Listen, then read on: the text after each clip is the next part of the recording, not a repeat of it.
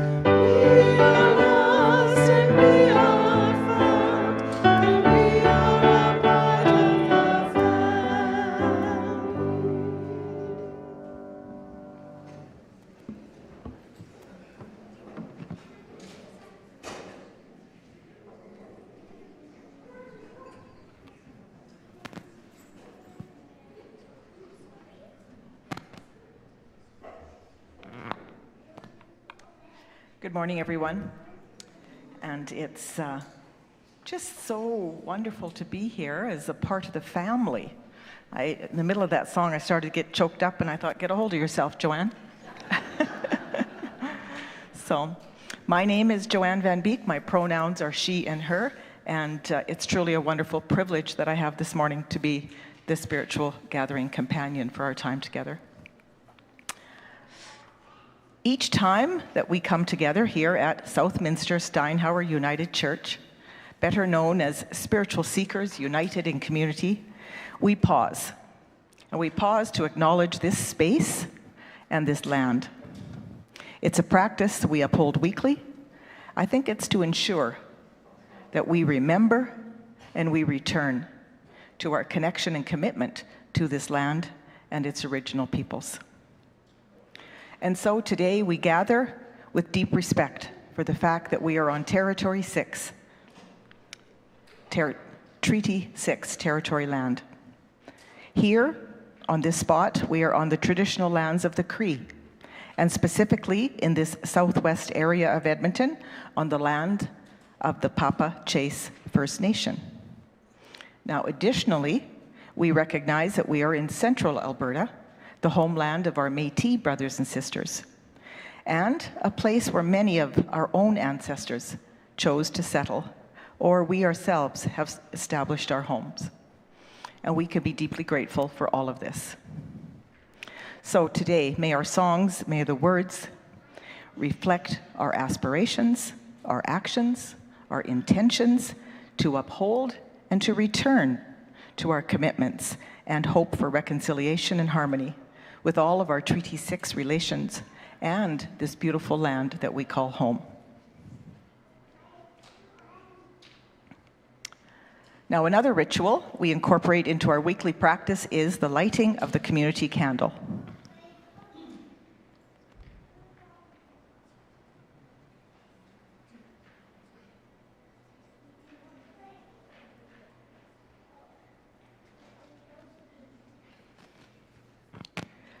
So why do we light this candle? We light this candle because we celebrate light. The light of wisdom among us and the wisdom within us.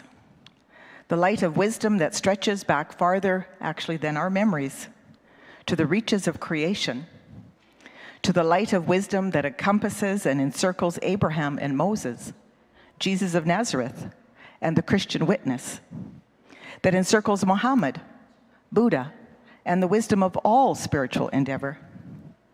We light this candle because we celebrate the light that dwells within each of us and that we actually continue to seek on our journey every day. And so today, we especially light this candle as a reminder to return to our deepest selves and to remember who we are. So whether you are here in person or joining us virtually, may this light assure you that you are not alone on your journey of returning to the light you embody for the sake of our world.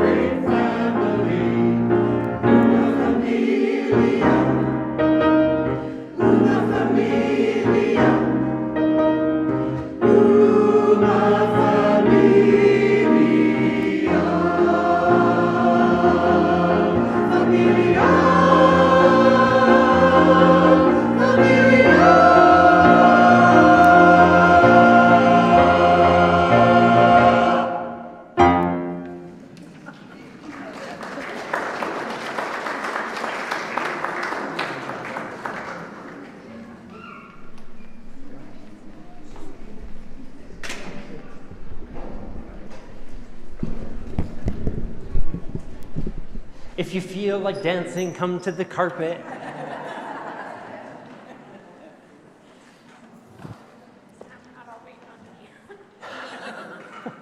How embarrassing. You're the only kids that really It's time for all ages. That means we're going to come up here and we're going to have a chat. We're going to have a story.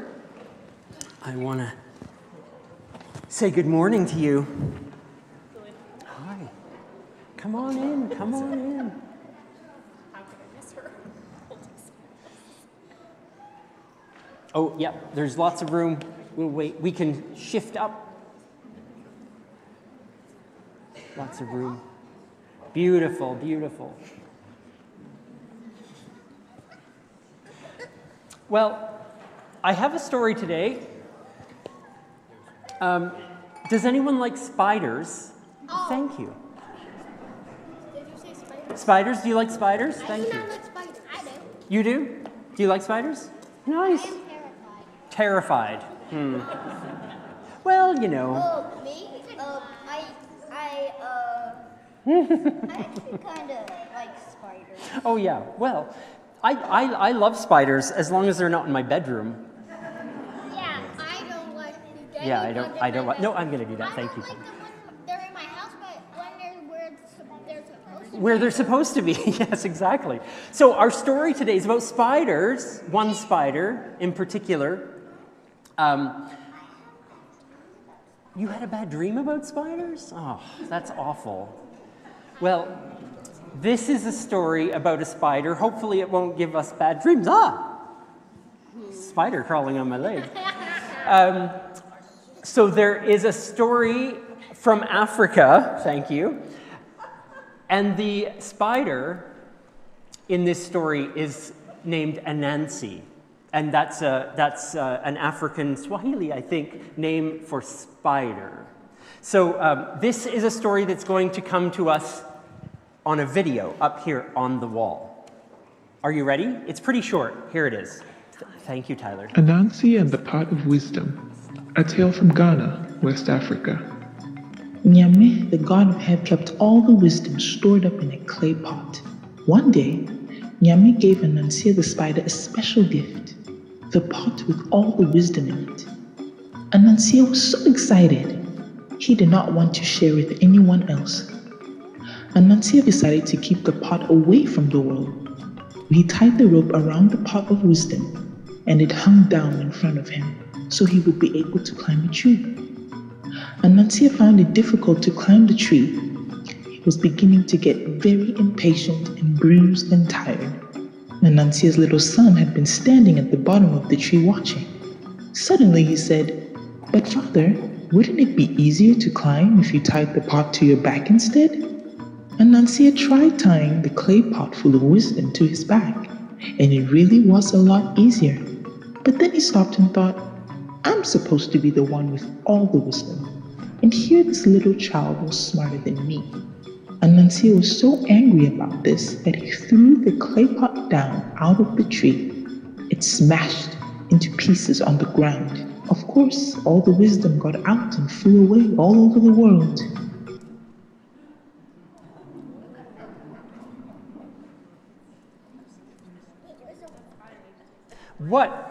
What a quick little fun story. Is it over before it started? So, Anansi was given all of the wisdom, all of the knowledge, all of the wisdom of the world, and he wanted to keep it for himself. And so he climbed this tree. But he wasn't that happy then, because he realized, wait, he doesn't have all the wisdom in the world. His little child spider had an idea that he didn't have. Tie it to your back. And he got upset about that. He threw it. And this is a story that says, oh, maybe this is how wisdom got spread all over the world. Because he threw that pot and the wisdom went everywhere. So we all have it around us? Oh, yes. Very good. So, when we talk about wisdom, that story is truthful in that it doesn't mean it actually happened, but it's truthful that it teaches us something important.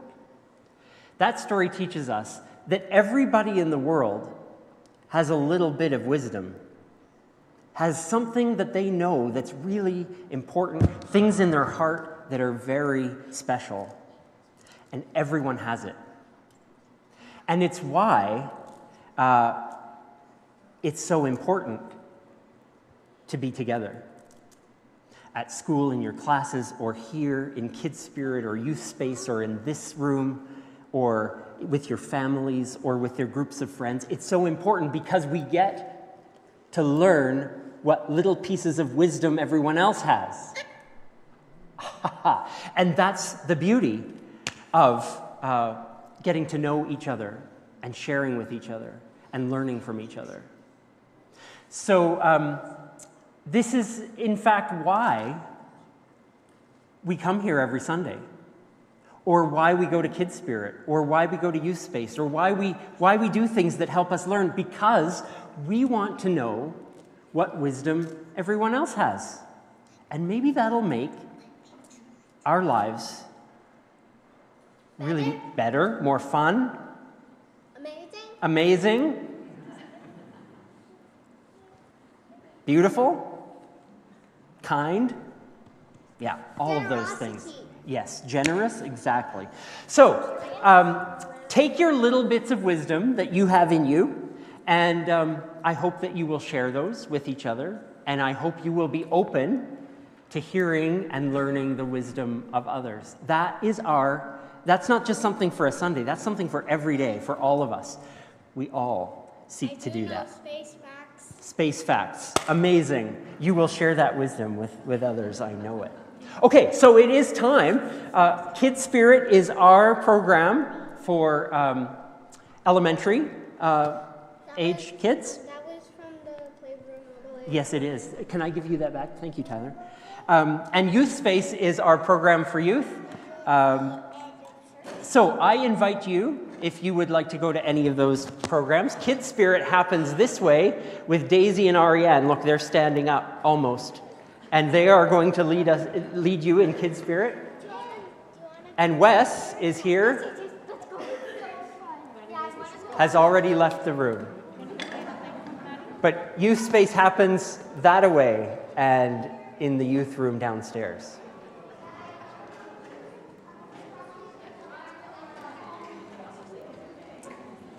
And of course, there's activity tables or the playroom for anyone of any age. If you need to play Carol, you know where to go.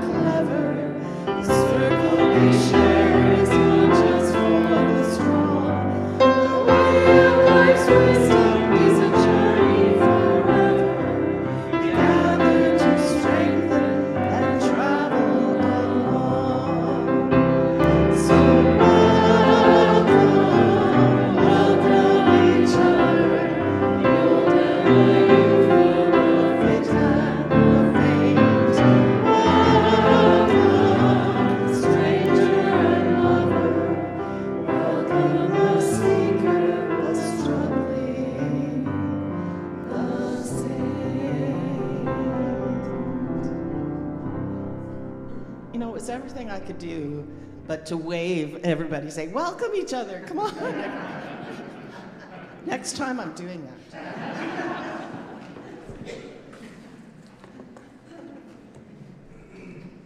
So let's use the next few minutes to share the life and the work of this community and the things that are coming up. And if you've got something to share, please come forward. I'll share just a few things. You noticed a lot of activity outside when you arrived, perhaps. Welcome Fest is our celebration that will take place after our gathering today. And you see there's things to bounce on and things to play and food to eat. So please feel welcome to stay, grab a bite, have all the food that you maybe wouldn't eat normally, or won't eat the rest of the day or week, but have some fun and enjoy your time together during Welcome Fest. Just a few notes about our retreat that starts on Friday. Together Not Alone is our congregation community little mini retreat that happens Friday evening, Saturday during the day, culminates with our Sunday gathering and potluck lunch next week. So if you're registered, fantastic. You'll get some confirmation email and that kind of thing this week. But if you're not registered, it's not too late. You have till tomorrow. So you can register with paper in the foyer or online at that web address there. And thank you so much for all of you that helped, signed up to help for the retreat. We now have almost every person that we need to help make our meals and everything happen next weekend. There's just a few more things. If you haven't signed up for anything, and if you want to contribute in some way, whether you're a participant or whether you're not able to come and want to help out with a little thing, then just some food donations would be very valuable. Things like muffins, cheese and crackers, snack things, and then our Saturday dinner is soup and buns. And we just need a couple of people to make some pots of soup. So details, again, online or there's a sign up in the foyer. Thank you. This is a group effort, and we're going to have a wonderful weekend together with our friends from Saskatoon, many of whom are coming to join us on the weekend. So that's fantastic. Thank you, everyone. All right, some other announcements. Thank you. Morning.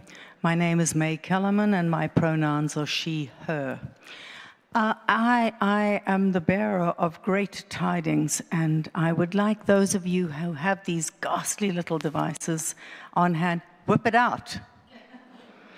Because, and for those of you who joined SSUC or started attending after 2020, boy, you've got to really listen.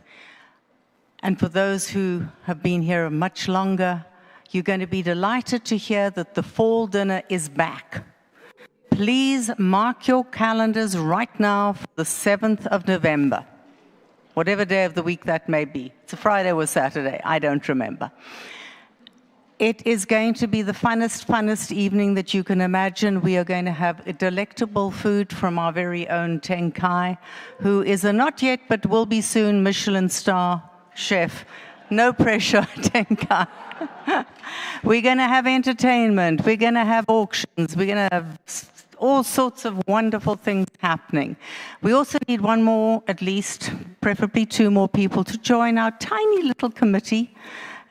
We will meet initially about once a week and then probably every day. No huge commitment. If anybody wants to join this, and it's going to be a lot of fun, please talk to me in the foyer after the service. And I think that's all I have to say. November the 7th, put it down.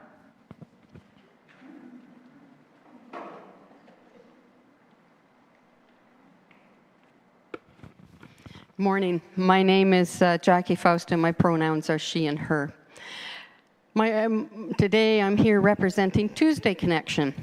Tuesday Connection is a group of about 24 women who meet every Tuesday, 9:30 to 11:30 in the small hall to discuss ideas and to get to know each other in a safe, respectful, inclusive, and positive space. We discuss ideas that interest us, and we base them on podcasts, videos, books, and occasionally speakers. It's a place of friendship, support, and caring. And as a point of interest, Tuesday Connection is over 50 years old, which is twice as long as this building has existed. It started with the women of I guess it would be Southminster United and Steinhauer United. And so come to the small hall on Tuesdays, 9:30 to 11:30, and check us out. We really welcome new members.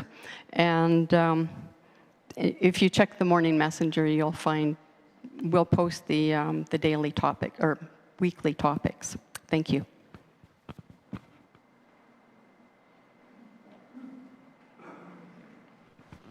Hello, I am Steve Bailey, pronouns he, him. Just a reminder, we're in the final week of our food drive through next Sunday, September 28th. And the theme is a little means a lot, as it takes just a little bit of your extras to make a huge impact. A wise person in our community, he's out there somewhere, shared his perspective with me of people accessing food bank services. And it made me think a little bit. He reminded me that, it takes a lot of courage to ask for help. And it requires facing social stigma and feelings of embarrassment, the anxiety of asking for help, and facing the perspectives or your perceived perspectives of your family when you need to ask for help, especially when you need to ask for help feeding your family. So we see that courage every week, the volunteers that volunteer with the food depot here that distribute the food. And we see people coming in after their long work shift, tired, getting food, families that bring their children to participate in packing up the food and taking it home, and single people too, not just families, and a fellow that came in and was so hungry that he broke into his food and ate it before he left. So it stays with you. So any donations, large or small, are much appreciated. And food donation box is in the foyer. And if you have any extra dollars or anything with you, I will take that and make a donation on behalf of SSUC to the food bank next week. And I do just want to also thank a couple people in our congregation due to their extreme generosity. And we've actually brought in a little over $200 now in donations just from you. And it's so much appreciated. Thank you so much.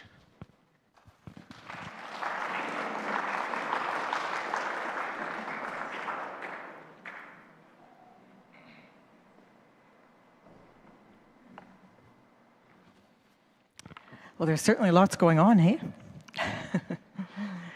And now is the time for our wisdom reading, and this week it comes from Mark Nepo. It's called The Practice of Return. And this is what he says. Despite all the blessings of an awkward life and all the support we can give each other, we can stumble and lose ourselves in a second.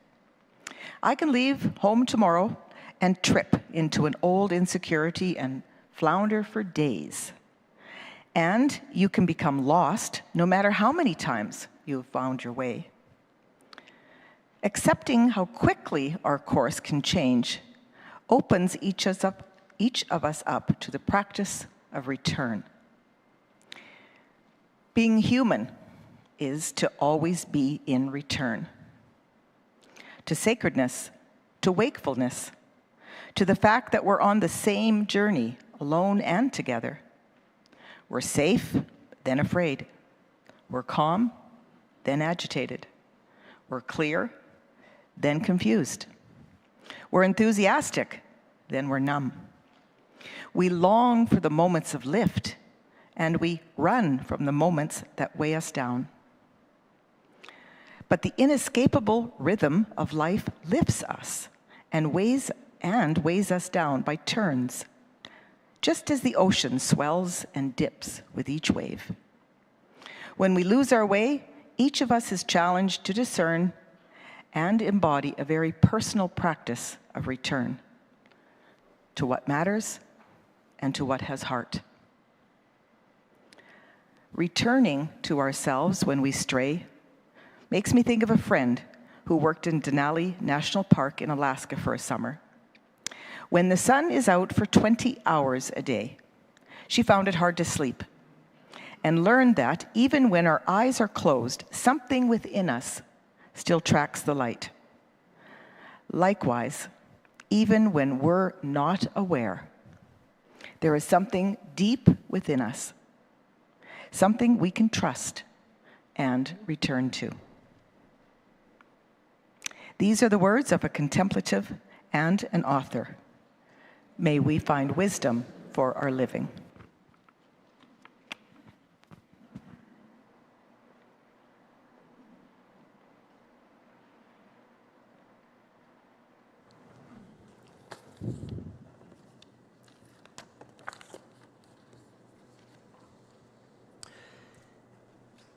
My commute here this morning was a bit of a metaphor for the season's change. I thought, well, it's the start of a new season, and I started out at home, and it was bright and sunny, and I needed the visor down in the car, and it was driving right into the sun. And then as I got closer to here, the fog and the clouds and everything we were driving into grayness and cloud, and I thought to myself, usually the seasons don't change that fast. But it reminded me that the air is shifting, September has arrived, autumn is just around the corner, and whether we're returning to school or to programs or routines or simply to a more structured rhythm of our days, this season invites us to reflect on what it means to return.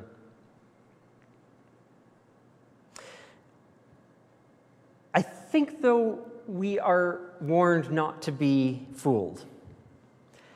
That return is about more than the change of the calendar, more than the threshold of a new season like fall. In this season is a deeper invitation to return not just to routines, but to ourselves, to our values, to one another, to the natural world that holds us.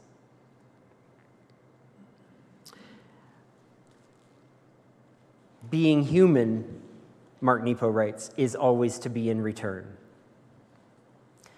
And that line sticks with me, because it names something we all experience but rarely speak aloud, the constant rhythm of losing and finding ourselves. There's that trope about, when you're a young adult or you've graduated high school and maybe you take a trip because you have to go find yourself.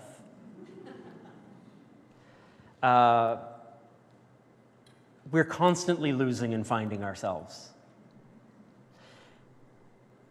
And it happens again and again.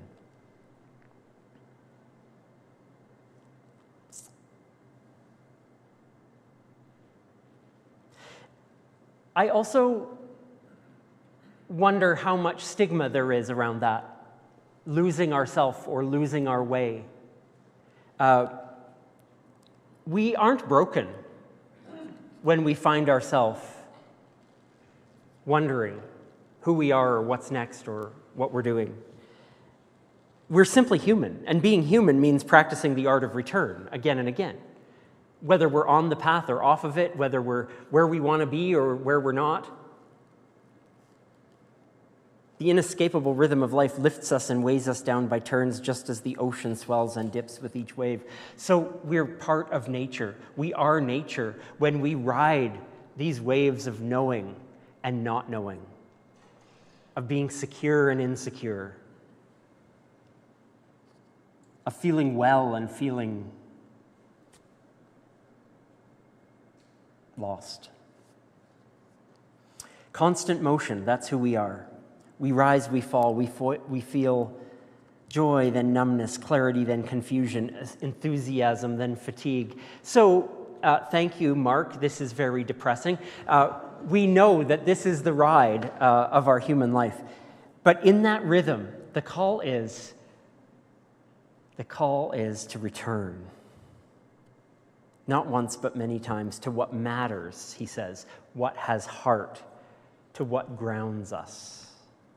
And that's not weakness, that's rhythm. That's wisdom. The sacred rhythm of being alive. So we ask ourselves, what is that thing that calls us home? What is that value that centers you? What do you turn to when you're in one of the ebbs that calls you to return to yourself? Is it a word? Is it a value? Is it a person? Is it a concept? Is it an action? Is it a place?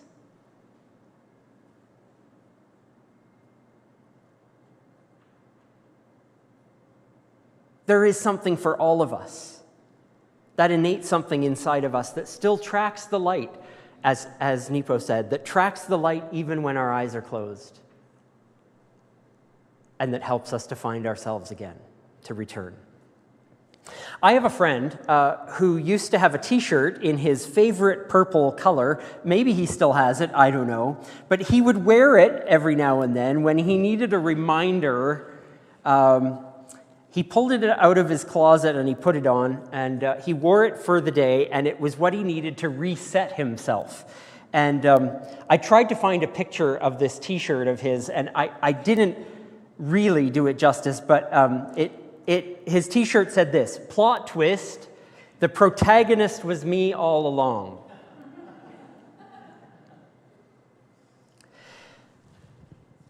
I love that my friend has a way of reminding himself that it's not about the world around him necessarily, it's about his response to it. I love that this was his way of connecting himself with his own responsibility, his own agency, his own power to act and behave in ways that he could choose, that he wasn't a victim to the world around him. And so this shirt reminded him that he was the protagonist in his story, and he had the power to choose. I love that. Maybe we all need a t-shirt with our own slogan that reminds us of how we return to ourselves. Like mine would say, "Go to the birch tree."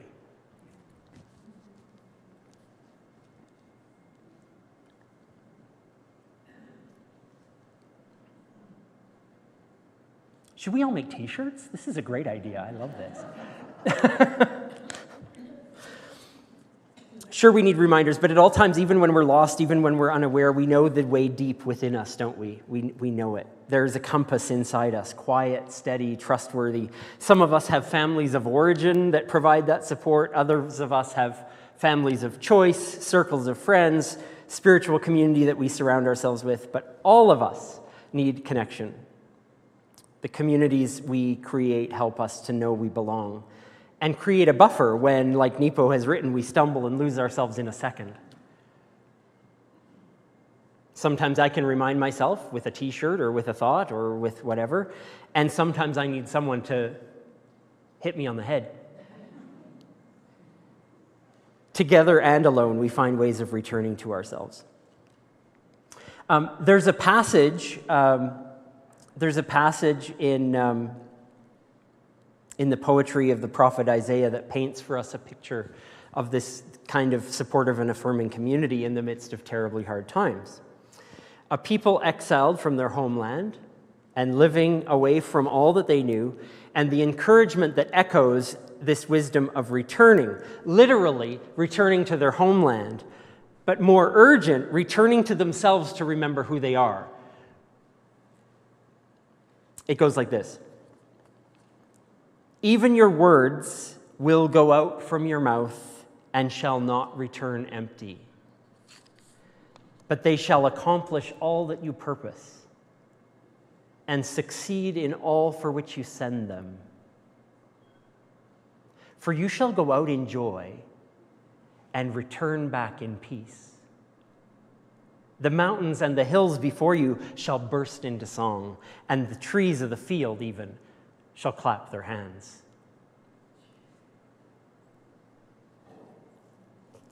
Beautiful poetry.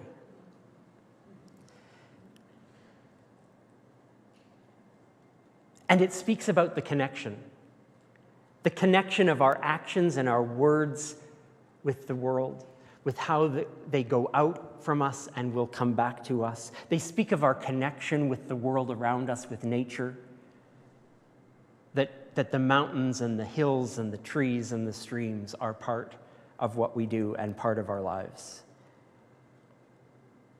part of our going and returning. For me, spirituality means connection. Connection means spirituality. I've probably said that a million times.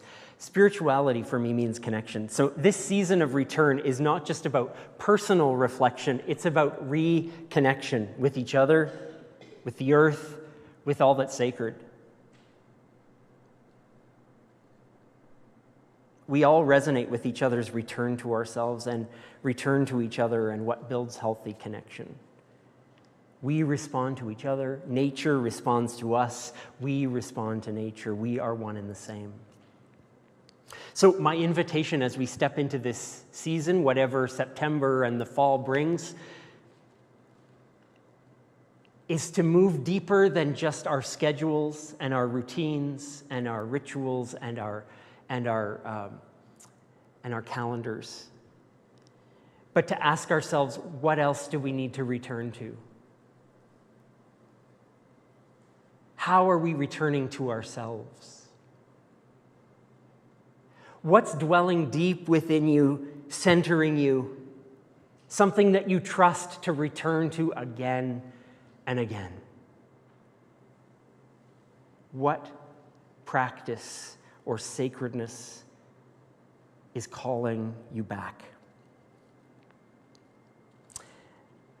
So may this season of return be gentle, may it be honest, and may you find again and again that the way back is always through and from within and with each other.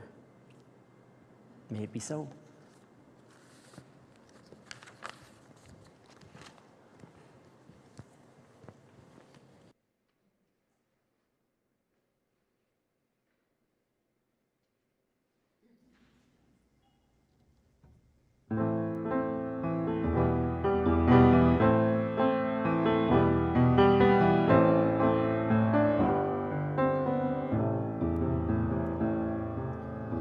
Return again, return again, return to the land of your soul.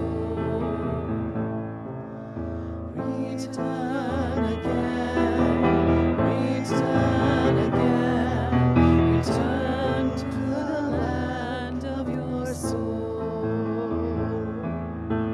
Return to what you are, return to who you are, return to where you are, born and reborn again. Return again, return again, return to the land of your soul. Return again, return again, return to the land of your soul.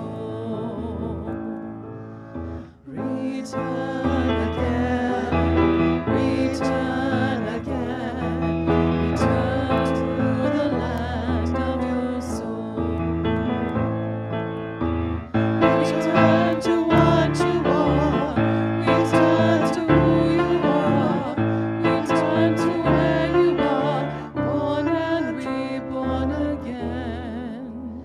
Return again, return again, return to the land of your soul. Sing. Return again, return again, return to the land of your soul. Return again, return again, return to the land of your soul. Return to what you are, return to who you are, return to where you are, born and reborn again.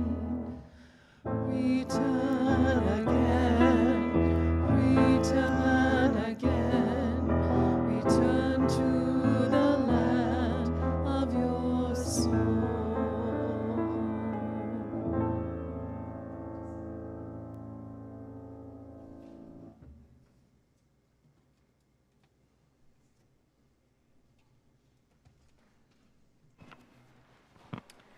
That was beautiful. I think I could sing that all day. So it's time to leave this place. A place that probably many of us return to as a way of returning to ourselves. It is for me. So as we leave, may we take this light with us. For this light lives in us. So whenever we stumble, whenever we lose ourselves, may we remember to return to the light. May we return to what matters, to that something that is deep within us, a light which we can trust and always return to.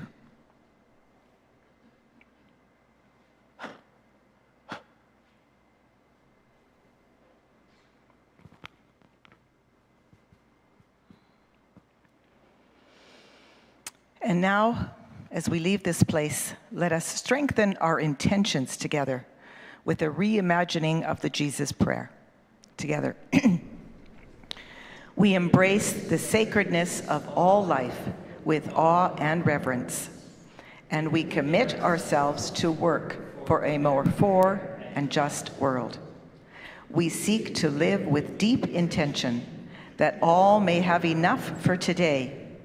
May we let go of all the guilt and regret that encumbers us and embrace relationships of trust, offering and receiving forgiveness as a way to freedom. May we live examined lives, inspired to find meaning and purpose in our living, working to transform every challenge into an opportunity to grow and thrive. May it ever be so.